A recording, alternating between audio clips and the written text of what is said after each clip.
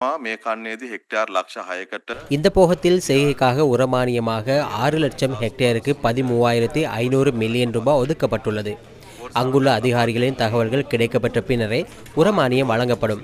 விவசாய செய்கை தொடர்பில் உறுதிப்படுத்தப்பட்டதன் பின்னர் திரைசேரியில் நிதி வழங்கப்படும். கம்பஹா, மாத்தளை, ஹம்பாந்தோட்டை, கிளிநொச்சி, அம்பாறை, திருகோணமலை, புத்தளம், மொனராகலை போன்ற மாவட்டங்களில் விவசாய செய்கை உறுதிப்படுத்தப்பட்டவர்களுக்கான உரமானியம் வழங்கப்படும்.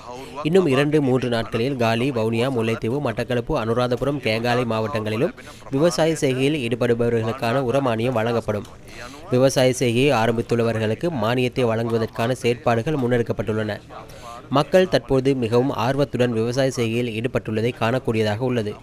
எவ்வித தாமதமும் இன்றி மானியம் வழங்கப்படும். ඒ වගා තහවුරු කරන ලද ප්‍රමාණය අනුව වේගයෙන් මුදල් නිකුත් කරන්න අපි සූදානම්.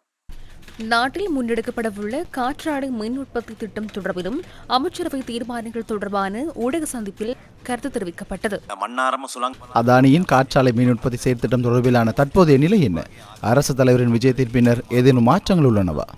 කිසිම මාරුවක් නැහැ. இல்லை, அதானி நிறுவனத்திற்கு இலங்கையில் காற்றாலை மின் உற்பத்தி திட்டத்தினை முன்னெடுக்க முடியும். அந்த திட்டத்தின் விலை தொடர்பிலேயே பிரச்சினை காணப்படுகின்றது. அந்த விலையில் மாற்றம் ஏற்படுமாயின் அவர்களுடன் கலந்துரையாட முடியும். மோடியின் விஜயத்திற்கும் இதற்கும் தொடர்பில்லை. තුමාගේ සංචාරයත් එක්ක සම්බන්ධයක් නැහැ.